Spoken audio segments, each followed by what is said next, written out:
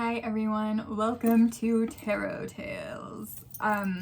So this is a new type of reading that I'm doing. It's inspired by Kate's regretless life. I have been listening to her stories for a really long time and really admiring that style of tarot reading.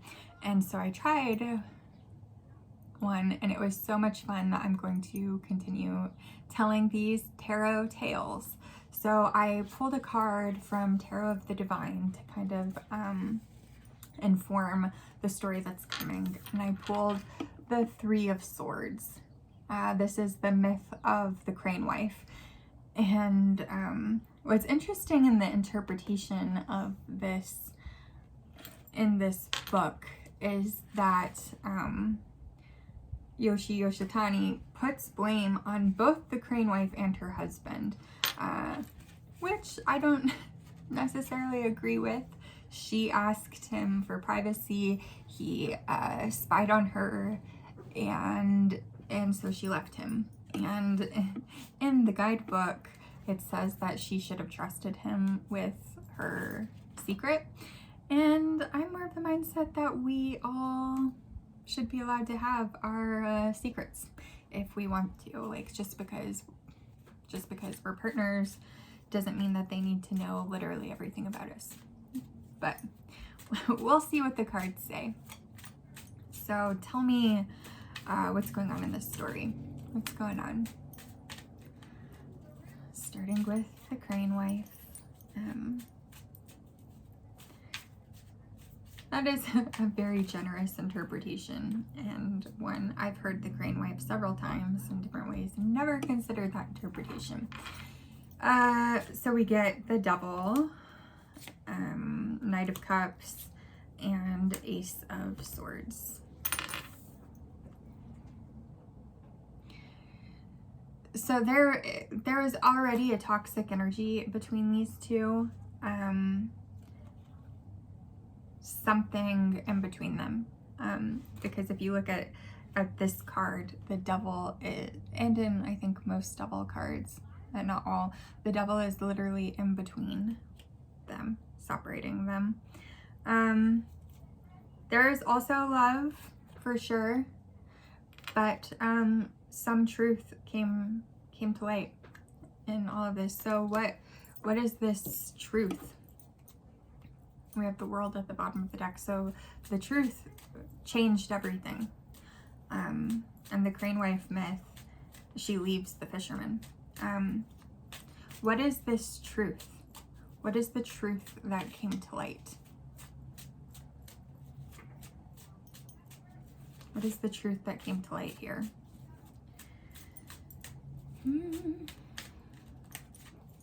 What truth was revealed that separated these two? The Lovers, Temperance, and Seven of Pentacles.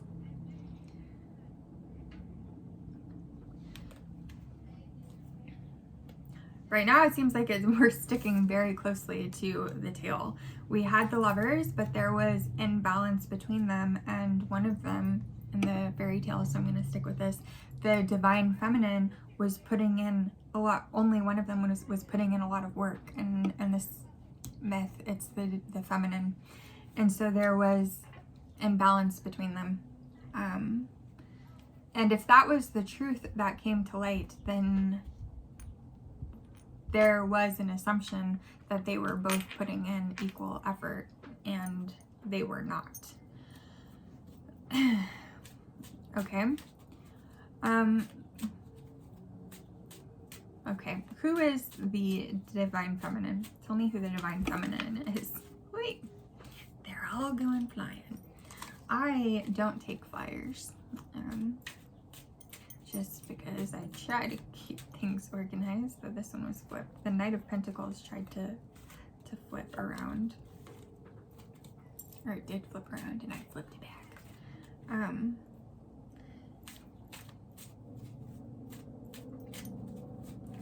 Tell me about the feminine. Who is the Divine Feminine, so we can actually get more information on these characters. Who is the feminine? Who is the Divine Feminine? Tell me about the feminine. The Empress. Wow. The Empress, the Knight of Wands, and the Six of Cups. So yeah, the Empress, she represents all of the queens. She has all of their qualities. The Knight of Wands shows that she's very passionate, and the Six of Cups, she this might have been someone that this couple had been together for a long time, and yet she retained her passion for them despite time passing. And then the Hierophant at the bottom, they might have even been married. They were married. All right, tell me about the Divine Masculine, who the Empress is dealing with. Who is the masculine in this story? Who is the masculine in this story, please? Oh. Tell me about the masculine. I don't typically read cards in reverse, just upright, but in this shuffle, I feel like some cards were flipping.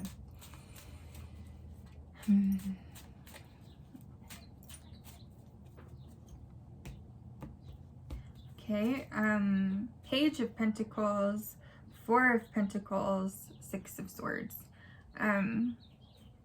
So not someone who was of the Empress's caliber, an Empress to a Page.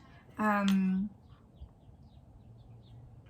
again, this is like very much matching the myth. In the Crane Wife, it was the wife doing all of the work, and it was the husband who was putting in, who is reaping the success from her efforts, and he wanted more and more and more, and ultimately it was money that came between them. He chose money over love.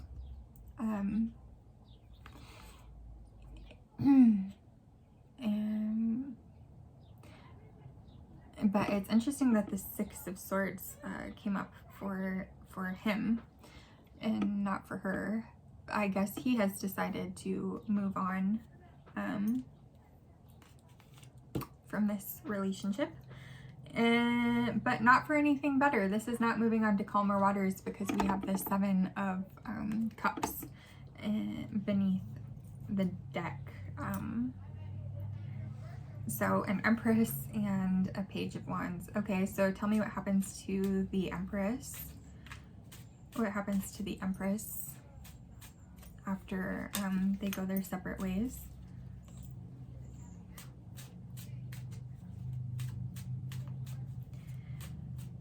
What happens to the Empress? This might be a couple who started a business together, and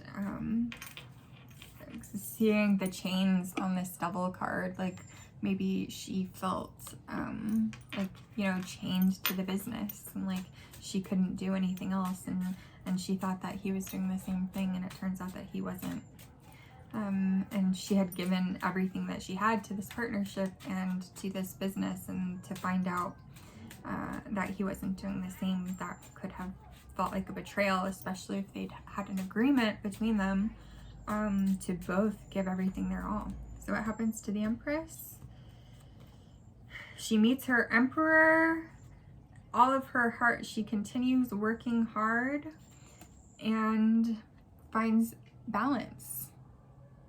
Okay, the Empress meets her Emperor, somebody who is willing to do that hard work with her. And they have that equal relationship, the equal give and take. And they're still in the exploratory phase. Okay, and what happens to the Page of Pentacles? What happens to the Page of Pentacles? So far we've seen him moving on, supposedly to calmer waters, but instead getting stuck in like castles in the sky, illusions, Continuing the same patterns of like having these big dreams but not doing the work to bring those dreams to fruition. Except the difference is that now he doesn't have the Empress doing the work. So he might have fooled himself because she was doing the work, that he was like manifesting this success, but it turns out she was. 7 of Swords, 5 of Pentacles, 5 of Swords, 7 of Cups, still at the bottom of the deck. It seems like he really hasn't learned anything, except for is even more defensive than before. Doesn't take any responsibility for his feelings, for feeling left out in the cold. Just, I think, regresses and feels super bitter because he's unable to make his dreams a reality. But under this card, we do see the King of Cups. So I think if he can get over this and mature, it is going to make him a more balanced person. But that seems like it's a very long way down the road. All right, just get a final message about the Emperor and the Empress. One final message about the Emperor and the Empress. Tell me about the Emperor and the Empress.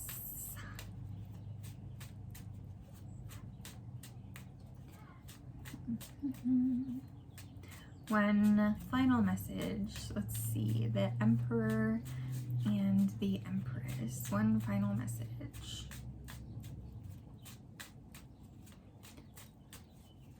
Maybe the tarot deck has a lot to say, and it's like, oh, final message. What happens between the Emperor and the Empress? How do we leave them? The Star, the 10 of Cups, and the 10 of Pentacles. Are you kidding me? Wow. They have just a really beautiful life together. Wow. Couldn't have asked for a better ending. Like, seriously, these are so much fun. I mean, the ones that I've done so far. So I'll see you again in the future for more tarot tales.